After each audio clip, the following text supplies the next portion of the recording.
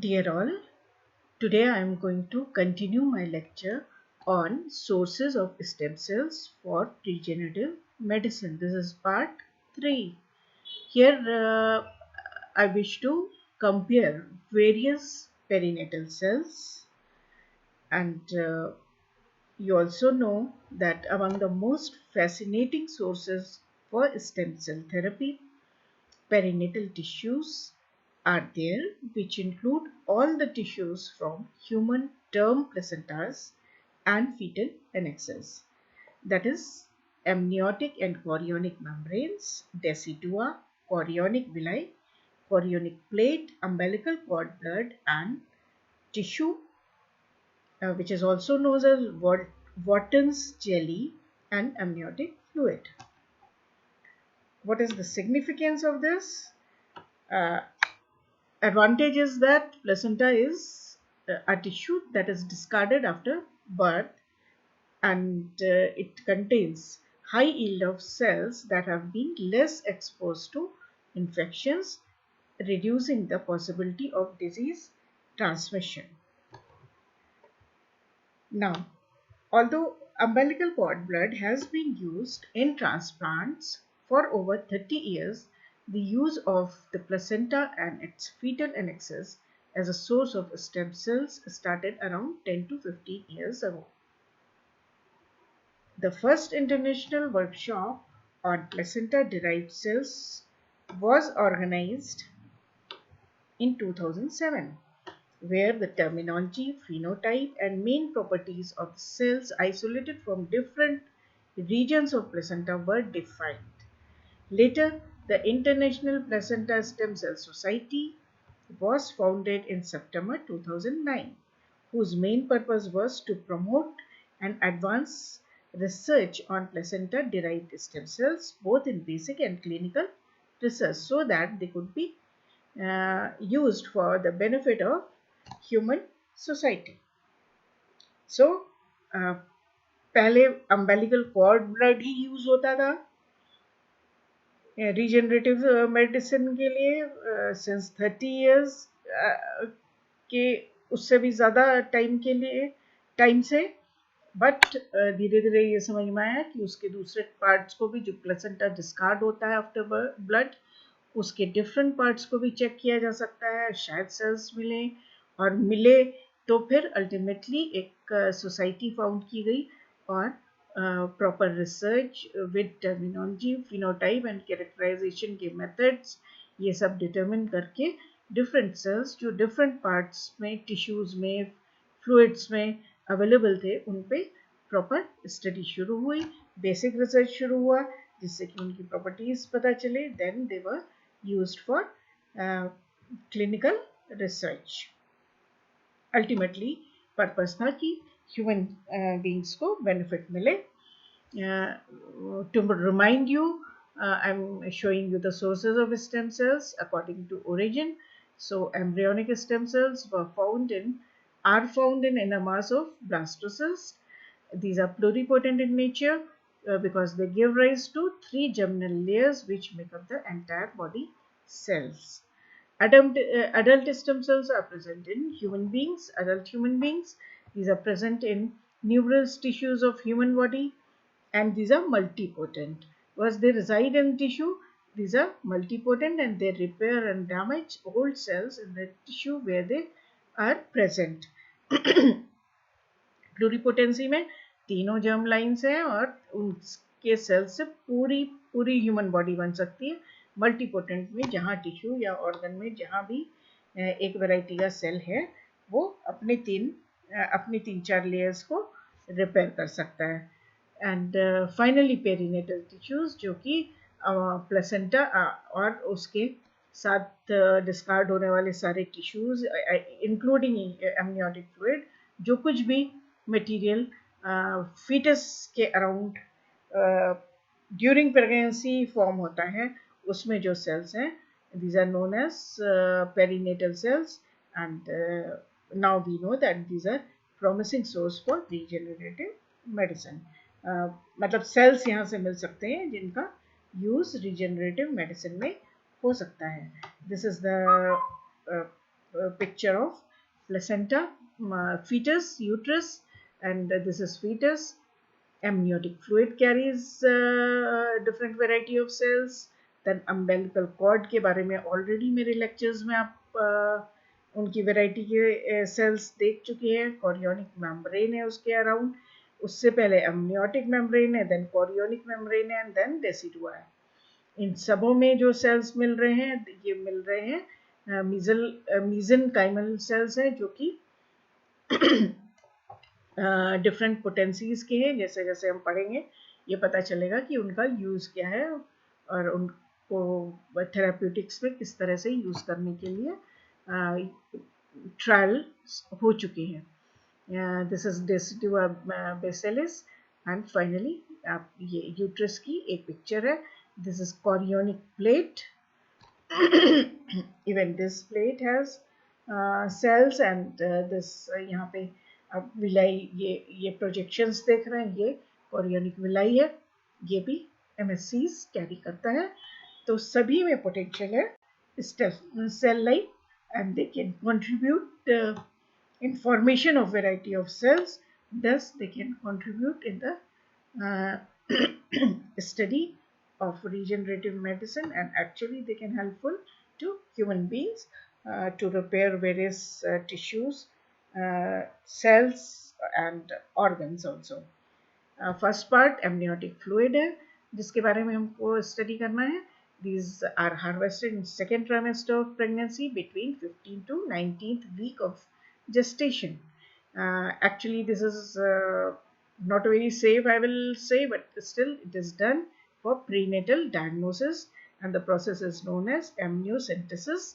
Amniocentesis की जाती है कि बेबी में अगर कोई डिजीज है या उसका DNA वगैरह टेस्ट करने के लिए, उसको प्रेडिक्ट करने के लिए कि क्या कोई बीमारी तो नहीं होगी. अगर डिफरेंट कंडीशंस होती हैं जिनमें कि बेबी के बारे में चेक किया जाता है कि वो कुछ फ्यूचर में उसको तकलीफ तो नहीं आएगी फीटस जब तक है. एंड सो ये दिस प्रोसेस इज डन. तो फ्लूइड एक्सट्रैक्ट किया जाता है और ये जेस्टेशन का वीक है. एंड अब फिर इसमें वैरायटी ऑफ सेल्स आप देखिए कि क्या मिले. फीटल स्किन और urine contribute to epithelioid cells. Fetal membrane and trophoblast gave rise to amniotic fluid type cells, and fibrous connective tissues and dermal fibroblast gave fibroblastic type of tissue. These vary proportionately in line with gestational age. Age माने कि 15th week से 19th week के बीच में इनको draw किया जाता है. तो इन तीनों वैरायटी के सेल्स के डिफरेंट प्रोपोर्शंस प्रेजेंट होते हैं. इनका आइसोलेशन आपस में कैसे किया जाता है? Based on plastic adherence two populations can be isolated. अब जो थेराप्यूटिक इंटरेस्ट या रिसर्च के इंटरेस्ट के जो सेल्स हैं उनको आइसोलेट करने के लिए प्लास्टिक एडेरेंस की प्रॉपर्टी का यूज किया जाता है. And the two varieties are AF-MSC and AF-SC. About सब सेल्स, अब एक एक सेल्स के बारे में हम अलग अलग पढ़ेंगे. These are unselected population of adherent cells isolated in serum rich medium from second and third trimester of pregnancy. तो second and third trimester में इस variety के cells ज़्यादा present होते हैं. And these are plastic adherent cells. These phenotypic markers आप जानते हैं जो सेल सरफेस पे मैक्रोमोलिक्यूल्स प्रेजेंट होते हैं, वो क्लस्टर ऑफ डिफरेंशिएशन और CD के नाम से जाने जाते हैं. उनको नंबर्स दिए गए हैं, उनका नोमेनक्लेचर है पूरा, और उससे सेल्स को कैरेक्टराइज किया जाता है. तो मेसेंकाइमल फिनोटाइप के लिए जो मार्कर्स प्रेजेंट है सेल सरफेस पे वो CD90 73 है, और लो लेवल्स ऑफ 105 29 44 प्रेजेंट है, प्लस उसके सरफेस पे class 1 MSC, which is also contributed from HLA ABC genes. ये molecules present हैं. These are negative for CD34 45 31 117 and HLA-DR. HLA-DR क्या है? class 2 MSC जो एक्सप्रेस्ड है सेल सरफेस पे, तो उसकी प्रेजेंस नहीं मिलती है। प्लूरिपोटेंट फैक्टर एक मिलता है OCT4, these cells show high proliferative capacity. Now दूसरी वेराइटी के सेल के बारे में देख लें कि amniotic fluid stromal cells है ये, these are isolated by CD117 selection via either magnetic or fluorescent activated cell sorter. तो सेल सॉर्टिंग से इसको आइसोलेट किया जाता है। इसकी फिनोटाइप ऊपर वाले सेल्स की, जो फर्स्ट सेल हमने देखा उसमें मीसेनकाइमल फिनोटाइप था टिपिकल। ये जो है ये ESC टाइप के और अडल्ट टाइप के बीच के हैं। ESC एम्ब्रियोनिक स्टेम सेल्स और अडल्ट मीसेनकाइमल सेल्स के बीच के हैं। reinforced by the expression of transcription factors of both pluripotency and mesenchymal cells दोनों के। अभी मैंने बताया कि कैरेक्टराइजेशन के लिए ये मार्कर्स इंपॉर्टेंट होते हैं, तो इनमें प्लूरिपोटेंट मार्कर जो प्रेजेंट है MYC OCT4 सीसा है, और जो नहीं प्रेजेंट है फुल्ली प्लूरिपोटेंट भी नहीं है, बिटवीन है इन दो वेराइटीज के, तो कुछ मार्कर्स प्रेजेंट है कुछ नहीं भी प्रेजेंट है। तो नैनोक, KLF4 सीसा, TRA60, TRA81 और ALP, ये तीन चार नहीं भी प्रेजेंट है। और फिर मीसेनकाइमल मार्कर्स भी प्रेजेंट है जो कि 29, 44, 73, 90, 105, CXCR4 stromal cell derived factor 1 receptor. This is CD146, 166, 84 and HLA ABC present है। और निगेटिव जो है क्लास 2 MSA टाइप की वेराइटी एब्सेंट है। Okay, now we will see next column. उसमें हम इसकी पोटेंसी देख रहे हैं, मार्कर्स देख रहे हैं। पोटेंसी क्या देख रहे हैं? पोटेंसी ये कि ये डिफ्रेंशिएट किसमें होते हैं। जो टिपिकल mesenchymal phenotype कैरी करते हैं sales, these differentiate into mesodermal lines, adipocytes and osteocytes and octodermal cell line. Neuronal cells में भी ये डिफ्रेंशिएट हो सकते हैं। ये जो है ये भी मल्टीपोटेंट सेल्स हैं, जो दूसरी वैरायटी हमने अभी देखी, जो कि अडल्ट सेल्स और एम्ब्रियोनिक स्टेम सेल्स के बीच का फिनोटाइप है या मार्कर्स प्रेजेंट है, तो वो भी मल्टीपोटेंट है। मीजोडर्मल सेल लाइन के लिए ये bone, fat, cartilage, muscle, haematopoietic cells बना सकते हैं। एंडोडर्मल सेल लाइंस के लिए ये डिफरेंशिएट हुए हैं एंडोथीलियल और हेपेटिक टिश्यूज के सेल्स जैसे, और एक्टोडर्मल लीनिएज में ये न्यूरोनल सेल्स बनाने की इनमें पोटेंशियल है। They form embryoid bodies. इनके बारे में है कि एम्ब्रॉयड बॉडीज बनाने की कैपेसिटी है। जो एम्ब्रॉयड बॉडीज टिश्यू कल्चर में बनाया जाता है। कल्चर की एक कंडीशन होती है, वो बन सकता है इससे। Do not form teratoma when transplanted into immunocompromised host. एक अच्छी बात यह है कि टेराटोमा नहीं बनाते, कैंसर या ट्यूमर लाइक स्ट्रक्चर ये नहीं बनाते हैं, जबकि जब इनको इम्यूनो कॉम्प्रोमाइज माने कि इम्यूनो सप्रेस्ड, वहाँ पे इम्यून रिस्पॉन्स नहीं होने वाला है, ऐसे होस्ट में ये टेराटोमा नहीं बनाते हैं। तो इसका मतलब है कि इनके अगेंस्ट होस्ट की बॉडी अगर इनको कहीं डोनेट किया जाए किसी इंडिविजुअल में, तो वहाँ पे ट्यूमर नहीं बनेगा, तो इसलिए ये बेनिफिशियल है। फाइनली इन दोनों वेराइटीज़ को जब थेराप्यूटिक पोटेंशियल इनका ऑलरेडी चेक्ड है, जो ऑलरेडी डिमॉन्स्ट्रेटेड है, वो आप देख लीजिए। नंबर ऑफ वेराइटी में ये यूज़ किए गए हैं, मतलब नंबर ऑफ कंडीशंस के लिए इनको यूज करके देखा गया है. This is all result from research work from various scientists. और ये जो भी मैं आपको बता रही हूँ वो एक रिव्यू से लिया गया है जिसका रेफरेंस मैं आपको एंड में दूंगी. सो कार्डियोवेस्कुलर सिस्टम में इश्चीमिया परफ्यूजन इंजरी, मायोकार्डियल इन्फाक्शन में इनका यूज देखा गया है. गैस्ट्रोइंटेस्टाइनल सिस्टम में नेक्रोटाइजिंग एंटीरोकोलाइटिस कंडीशन में देखा गया है. हीमेटोपोइटिक प्रॉपर्टीज के लिए कंजेनाइटल hematological diseases में इनको चेक किया गया. musculoskeletal system में when there is muscular dystrophy or they have capacity to regenerate bone in collagen alginate scaffolds. Neurological system में crab globoid leukodystrophy में यूज किया गया. ट्रॉमेटिक ब्रेन नर्व इंजरी में इनको टेस्ट किया गया. And in stroke in treatment of spina bifida condition में इनको टेस्ट किया जा चुका है. एंड रेस्पिरेटरी सिस्टम में hypoxia, lung injury and lung hypoplasia के लिए इनको टेस्ट किया जा चुका है.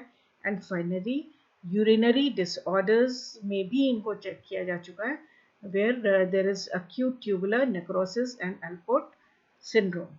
So these are highly useful and इनमें से किन सिस्टम्स में ये फाइनली क्लिनिकल सिस्टम में मतलब ह्यूमन बींग्स में एक्चुअली इनका रोल आएगा, ये आगे की रिसर्च में पता चलेगा. फिलहाल इनके बारे में इतना मालूम है कि ये यूजफुल है. Now second part which provides hope for regenerative medicine is amniotic membrane. Embryonic membrane, this is inner layer of amniotic sac or extra embryonic fetal membrane. Embryonic membrane का दूसरा नाम क्या है? Extra embryonic fetal membrane. This is composed of an epithelial layer, an acellular basement layer, and a mesenchymal layer. This is collected at term pregnancy after birth. So this is very safe. इसको pregnancy के बीच में collection नहीं होना है इसका. Then variety of cells इसमें क्या है? Epithelial layer makes amniotic epithelial cells and mesenchymal layer makes amniotic membrane mesenchymal stromal cells. ये दो वैरायटी के सेल्स हैं. इनको आइसोलेट करने का क्या क्राइटेरिया या मेथड है? तो 2 स्टेप मेथड है. Tissue is minced plus digested with trypsin और इससे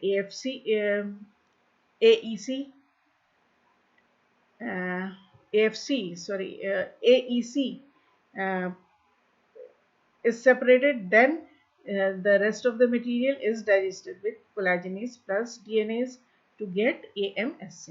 ये जो दो वेराइटीज हैं इन दोनों को एक लाइन में एक के बाद एक आपस में अलग किया जा सकता है by varying different enzymatic treatment. तो सिंपल एंजाइमेटिक ट्रीटमेंट से दोनों वेराइटी सेल्स की हमें मिल जाती हैं. So these two are the sub cells. इन पे मार्कर्स एक एक करके देखते हैं. AMSC पे पॉजिटिव मार्कर्स जो स्टेम सेल मार्कर्स हैं वो सीसा, ये अभी हमने देखा था प्लूरिपोटेंसी मार्कर्स है, OCT4, REX1, GATA4. Other markers which are positive CD90 है, 44 है, 73, 29, 13, 105, 66, 166, 49E, 10 and HLA. This is class 1 MSC. और दूसरे वाले वैरायटी पे AFC पे polygonal epithelial cells are positive for human ESCs markers. ये totally ESC markers पे embryonic stem cell markers के लिए.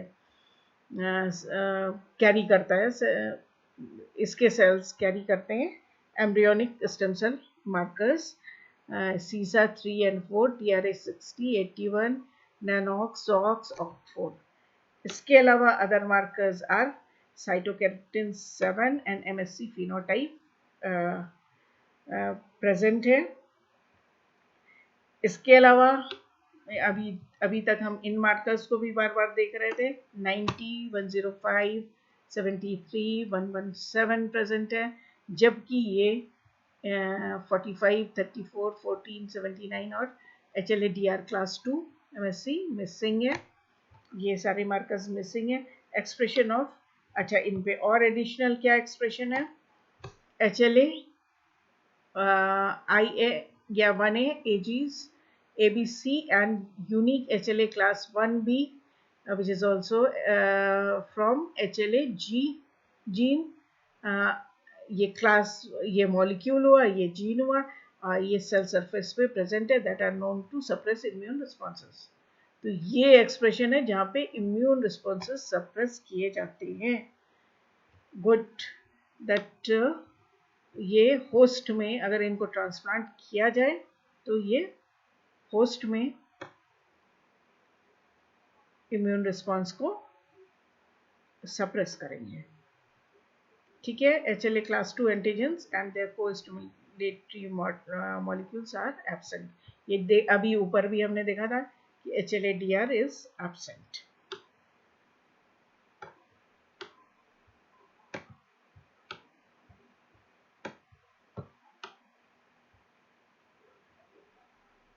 ओके, सो इनके बारे में और जानते हैं।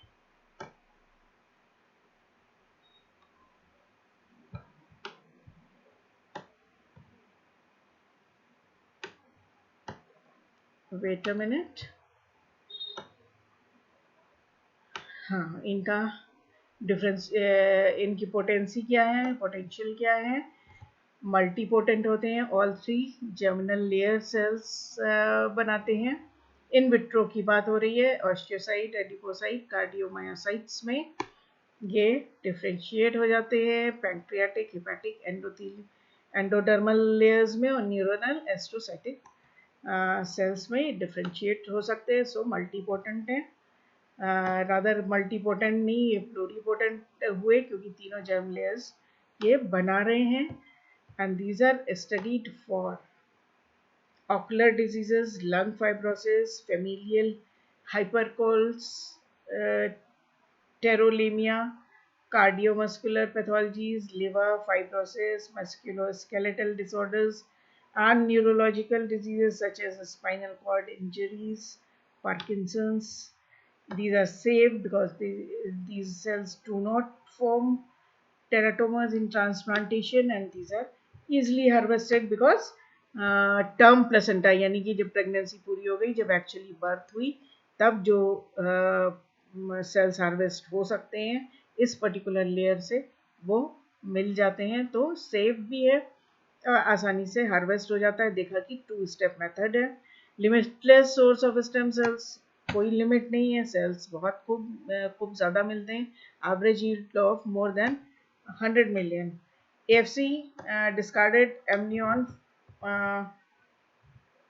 100 million सेल्स मिल जाते हैं पर डिस्कार्डेड एमनियन। तो हर बार जो डिस्कार्ड हो रही है वहाँ पे 100 मिलियन से भी ज़्यादा AFC वैरायटी मिल जाती है। सो कॉस्ट इफेक्टिव थेरेपीज के लिए ये आइडियल है and this is used for traumatic brain injury and multiple sclerosis। ये हम वेराइटीज़ ऑलरेडी देख चुके हैं कि इनका या तो यूज़ हो चुका है या रिसर्च स्टेज में है।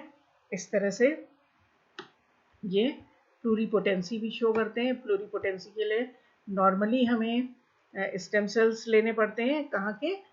Embryonic stem cells. तो वो इन्वेसिव चीज़ है और वो मुश्किल इसलिए है क्योंकि एम्ब्रियोज कहाँ से मिलेंगे? एम्ब्रियोज इन फर्टिलिटी क्लिनिक्स से मिलते हैं और वहाँ पे मतलब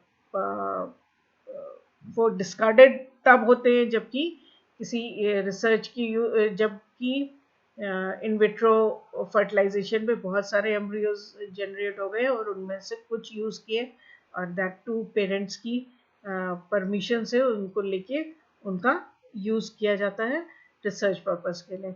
तो वो एक लंबा प्रोसेस है। वाइल ये प्लेसेंटा तो हर बर्थ के साथ अवेलेबल है और वहाँ से अगर इतने अच्छे सेल्स मिल जाएं so that is the best, but we have many more cells to see.